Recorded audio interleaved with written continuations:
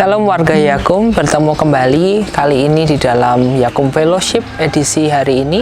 Kita akan bersama-sama mendengarkan firman Tuhan sebagai landasan dan perenungan kita ketika melakukan pekerjaan kita. Marilah kita menyiapkan hati dan pikiran kita sebelum kita mendengarkan firman Tuhan.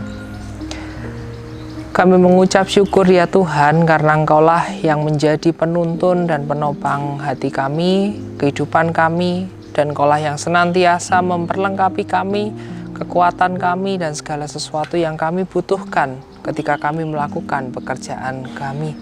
Kami bersyukur karena Tuhanlah yang selalu menuntun dan mencermati setiap hal baik yang harus kami lakukan. Demikian pula Tuhanlah yang juga mengoreksi setiap kesalahan-kesalahan kami. Kali ini kami memohon Roh Kudus-Mu untuk hadir, memenuhi hati dan pikiran kami. Biarlah firman Tuhan yang boleh kami dengar dapat menjadi pemandu, dapat menjadi penuntun, dan dapat menjadi harapan ketika kami ingin berlaku hidup lebih benar di hadapan Tuhan. Di dalam nama Tuhan kami, Yesus Kristus, kami berdoa. Amin. Bacaan Alkitab kita pada pagi hari ini diambil dari Kitab Kolose pasal yang ketiga, ayat ke-12 sampai dengan yang ke-15. Kitab Kolose 2 ayat yang ke-12 sampai dengan yang ke-15. Surat Rasul Paulus kepada jemaat di Kolose. Karena itu sebagai orang-orang pilihan Allah yang dikuduskan dan dikasihinya, kenakanlah belas kasihan, kemurahan, kerendahan hati, kelemah lembutan, dan kesabaran. Sabarlah kamu seorang terhadap yang lain, dan ampunilah seorang akan yang lain, apabila yang seorang menaruh dendam terhadap yang lain, sama seperti Tuhan telah mengampuni kamu, kamu perbuat juga demikian. Dan di atas semuanya itu, kenakanlah kasih sebagai pengikat yang mempersatukan dan yang menyempurnakan.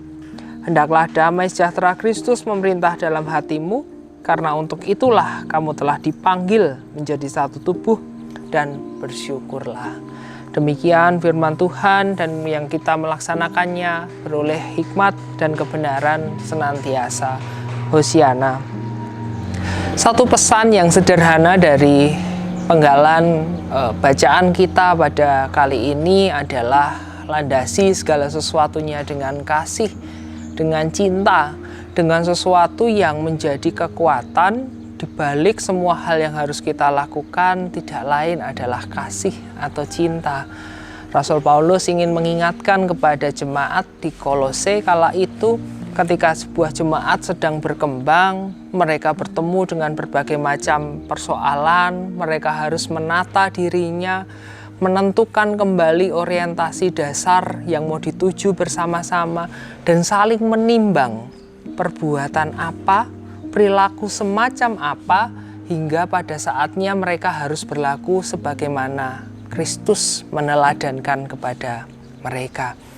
Maka di dalam konteks ini berlaku kasih, berlaku cinta di dalam setiap pergerakan kita tidaklah mudah untuk selalu dimengerti. Karena kadangkala Rasul Paulus mengingatkan di ayat-ayat yang sebelumnya, kita sebagai manusia itu punya sifat-sifat yang melekat, yang menjadikan kita itu bisa punya kecenderungan-kecenderungan, baik itu bersifat hasrat, nafsu, dan sebagainya, yang membuat kita itu sering berbelok, sering berbeda arah dengan apa yang dimaksudkan Tuhan. Maka berlaku kasih, melakukan cinta, itulah syarat di mana kesejahteraan, damai sejahtera dari Kristus itu hadir di dalam kehidupan. Hal ini menjadi penting untuk dicermati karena Rasul Paulus pun mengingatkan kita sebagai bagian dari tubuh Kristus itu hanya satu hal yang harus dilakukan, satu hal yang harus dilandasi di dalam setiap kesadaran, bahwa kasih itulah yang membuat kita itu bisa bersatu. Bersyukurlah karena kita beroleh kasih. Bapak, Ibu, dan Saudara yang terkasih, dalam tradisi ajaran gereja kita, bila itu pun dilacak di dalam tradisi Calvinis, di dalam tradisi Katekismus Heidelberg sekalipun, kita bisa melihat bahwa penekanan di mana manusia itu punya cedera, Manusia itu punya hal yang membuat dia itu berkekurangan, membuat dia itu terikat oleh perbuatan-perbuatan jahat, membuatnya bisa melakukan sesuatu yang buruk kendati Allah itu sudah menyatakan kasih-Nya. Itu lumrah, itu biasa terjadi karena memang itulah hakikat manusia menurut ajaran tradisi gereja kita. Dan hal inilah yang menjadi persoalan ketika kita berlaku dalam tantangan-tantangan untuk melaksanakan kehendak Tuhan, melaksanakan apa yang menjadi rancangan Tuhan, mengambil bagian di dalam panggilan untuk mengerjakan apa yang menjadi misi Tuhan. Menyangkal diri adalah sesuatu yang niscaya harus dilatih dan harus dilakukan. Dan kali ini Rasul Paulus kembali mengingatkan kepada kita bahwa gejolak emosi bisa saja muncul, gejolak hasrat, hal-hal yang mendorong kita untuk melakukan kecenderungan-kecenderungan naluriah kita, mengejar sesuatu yang menjadi ambisi kita, itu bisa saja muncul. Tetapi hal yang diingatkan, berlaku kasih, itulah yang secara esensial akan mendorong, mengikat kita untuk bisa berlaku sebagaimana Kristus meneladankannya kepada kita. Hendaklah damai sejahtera Kristus memerintah dalam hatimu, karena untuk itulah kamu telah dipanggil menjadi satu tubuh. Kali ini di masa kita menjelang Minggu Pekan Paskah, kita diingatkan sudah kurang lebih 1 bulan kita beraksi puasa, kita berkontemplasi, kita melihat kembali setiap diri kita, melihat kembali setiap kelemahan-kelemahan kita, melihat kembali setiap kecenderungan-kecenderungan buruk kita. Nantinya kita harus senantiasa juga memandang bahwa Kristus yang telah mengorbankan dirinya kepada kita karena kasih, Dia mempersatukan kita karena kasih, Dia menjadikan kita itu kudus karena kasih.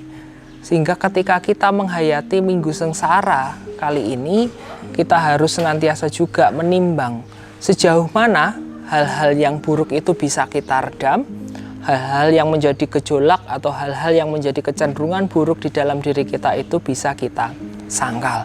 Karena Kristus sendiri meneladankan di dalam penderitaannya, dalam ketaatannya, Dia melakukan apa yang menjadi visi Allah.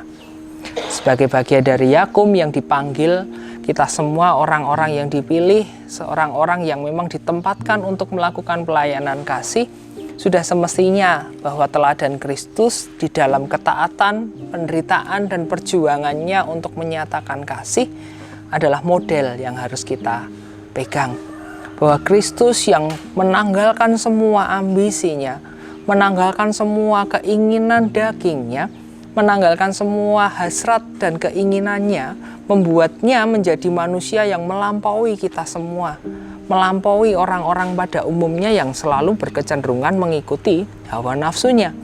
Sehingga kali ini berlaku kasih, berlaku cinta di dalam setiap pekerjaan dan panggilan kita, itulah yang menjadi pesan sederhana yang marilah kita betul-betul hayati, bahwa di balik semua usaha, di balik semua pekerjaan kita, di balik hal-hal baik yang coba kita lakukan, itu tidak terlepas dari damai sejahtera Kristus.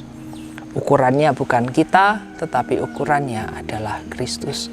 Ukurannya bukan kebenaran menurut kita, tetapi kebenaran menurut perilaku Kristus. Sehingga mari kita berjuang, berusaha untuk senantiasa melekatkan hati kita di dalam pekerjaan-pekerjaan Allah, pekerjaan-pekerjaan Tuhan, dan melekatkannya tidak lain dengan cinta dan kasih yang membuat kita mau berjuang secara konsisten meneladani Kristus. Biarlah cinta dan kasih Tuhan membimbing kita untuk senantiasa berjuang dengan rela hati, dan seperti yang dikatakan di dalam ayat yang ke-15, dan bersyukurlah karena kita orang yang dipanggil dengan penuh kasih. Mari kita berdoa.